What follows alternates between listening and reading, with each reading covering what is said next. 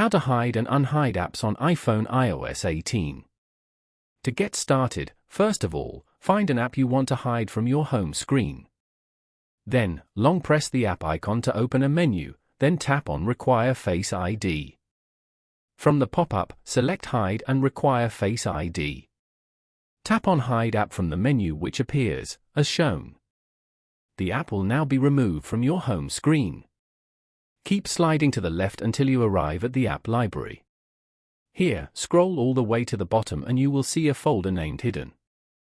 You can now see the hidden app in the folder. To unhide the app, go to the hidden folder in the app library.